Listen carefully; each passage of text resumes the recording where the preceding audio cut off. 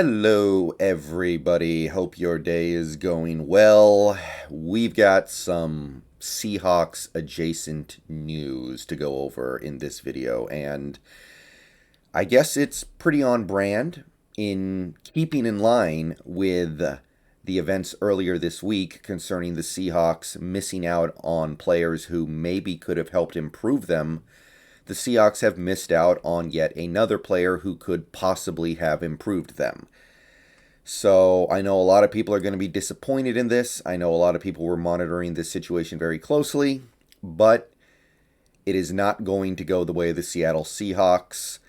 Richard Sherman, longtime Seahawk cornerback, 5-time Pro Bowler, 3-time NFC champion, 1-time Super Bowl champion, future Hall of Famer, who was out of football at the start of the year, who was running into some legal issues earlier this year, has found a new home, and that new home is not the Seattle Seahawks. As of early this morning, and by the way, I'm actually a little late to the punch on this one because this happened very early this morning.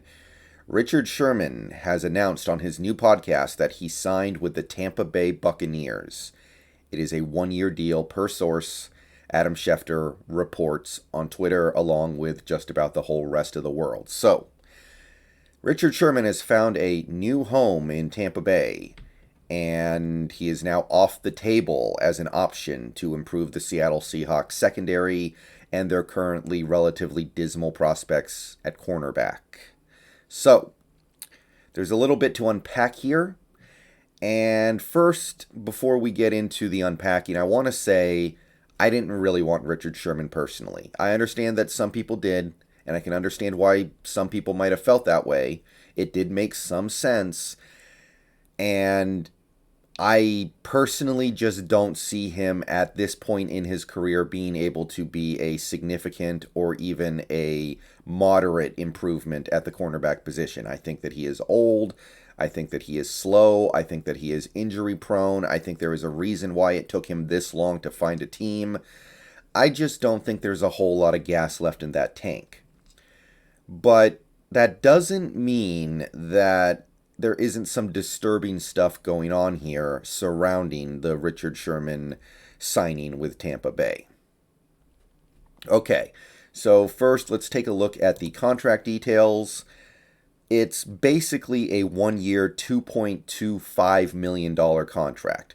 However, if you break down the exact details of the contract, it's basically a veteran minimum deal with a decent chunk of incentives. The Buccaneers need to make the playoffs, and Sherman needs to play a significant number of the snaps in order to actually earn most of this money. If he does not, Dakota Wolfery, welcome to the channel, brother. If he does not play a decent chunk of football this year and the Bucs don't have a successful season, he won't be getting most of this money, and he'll be making basically the veteran minimum. So it's essentially the bare minimum of what you need to get a player like a Richard Sherman. It's the veteran minimum plus some extra stuff to make him happy if the team has success. So the money is not the issue here. If we wanted Richard Sherman, we could have easily afforded this. So don't think that this was a money thing as we go forward.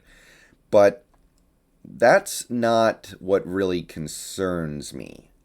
Number one, it doesn't feel like this team is trying to get better right now. And that's not just because we didn't sign Sherman. Because I think that Sherman, with where he is right now in his career and with what we're doing on defense so far through 3 games, I don't think he would have really been the cure. I don't think he would have been able to fix these problems. I'm not convinced he would have been that much better than guys like DJ Reed and Trey Flowers.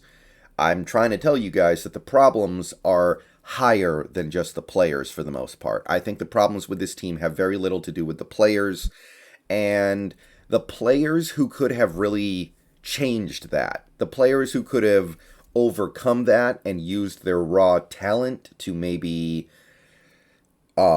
take this defense to another level, even with the schematic problems, are not Richard Sherman. Not at this point.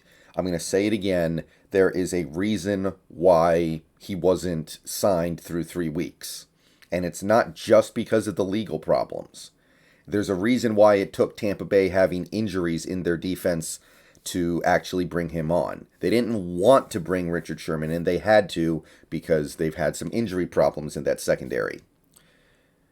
And I will say that the play, like C.J. Henderson. C.J. Henderson was a guy who is a blue chipper, has a lot of talent. He's young, he's cheap.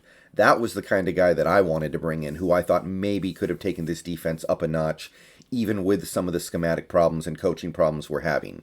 Sherman's not that guy. So I'm not shedding a tear about not getting Richard Sherman. However, it's a little confusing right now, and I don't know who to believe right now, but it seems like the Seahawks kind of wanted him, and at the last second tried to go get him, and he wasn't that interested, or he decided he didn't feel like getting jerked around and just wanted to go to a team that actually offered him a contract.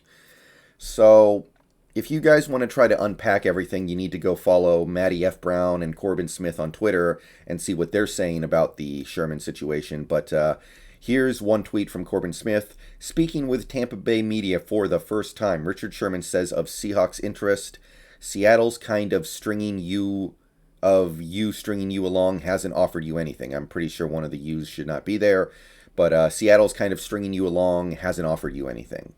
So basically what he's insinuating is that Seattle kept saying, oh yeah, we might want to bring you in, we might want to sign you, we might want to make you a Seahawk again, we might want to bring you back, but we never actually offered him the contract. We were kind of just saying, hey, stick around, sit on the couch, stay in shape, and if somebody gets hurt or we get really desperate, we'll come and get you. But we weren't actually trying to sign him.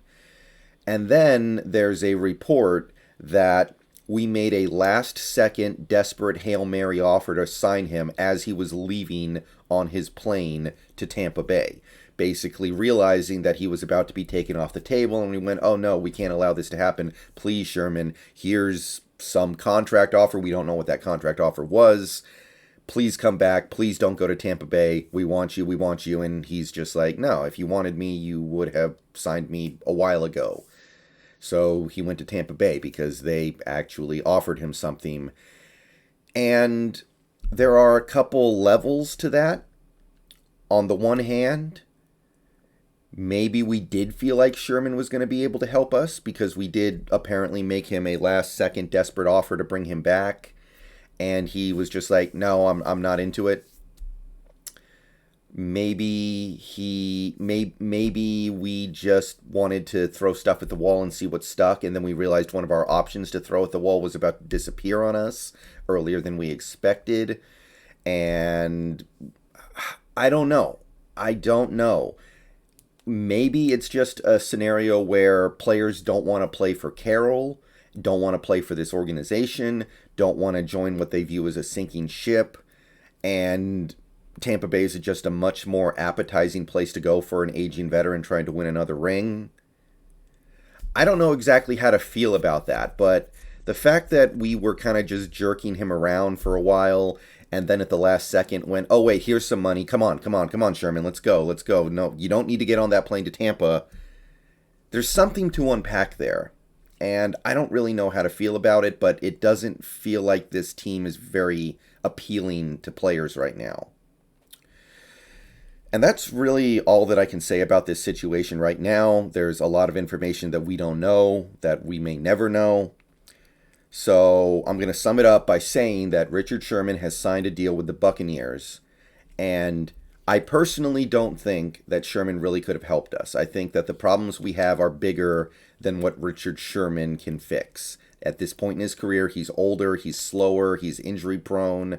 I just don't see it. I don't think that losing Richard Sherman is nearly as big a deal as losing out on somebody like a C.J. Henderson. And I can't get mad about this. But I'm a little disturbed that the team seemed to feel like he could help to the point where they made a last-second desperation offer to bring him in. And he said no, either because he thinks our team isn't good enough to warrant his time and attention, or because he didn't appreciate the way we kind of strung him along. And that makes me wonder about other players this team could get. Are they going to want to come here? I guess we'll find out in the near future, because I don't think we're done adding pieces, but mixed thoughts this morning. But let me know what you think down below. I know you guys are going to anyway. Sherman is a Buccaneer. It's going to be weird to see. It's going to be weird to think about. And it's just a little weird to think about the spot that the Seahawks find themselves in after it's over. All right, see you guys later. Peace out. Go Hawks. We'll see what happens later today, I guess.